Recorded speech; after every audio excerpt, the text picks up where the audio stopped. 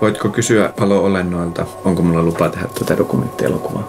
Me palo-olennot näemme tämän dokumentin tärkeyden sen avatessa ihmisten silmät toiseen todellisuuteen.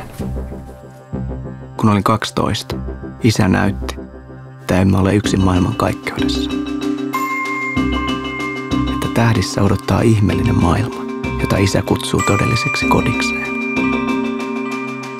Kun vertasin itseni muihin lapsiin, tuntui, että olin erityinen.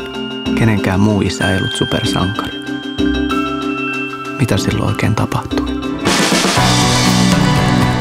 Meidän isä oli parantanut syövän, niin niitä on kuulemma useampiakin ihmisiä. Ei tullut silloin puheeksi, kun mun isällä oli se syöpä. Eikö se yhtään häiritse, että sä et tiedä, että onko se totta vai ei? Ei. On paljon asioita, joista minä en saa sanoa, onko se totta vai ei. Pakkohan asioille on löytyä joku järkiselitys. Eikö hienoa, että mulla on tämmöisiä kykyjä?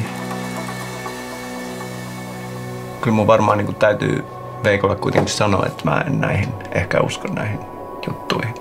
Niin sä et ole siis koskaan sanonut sille, että sä et usko?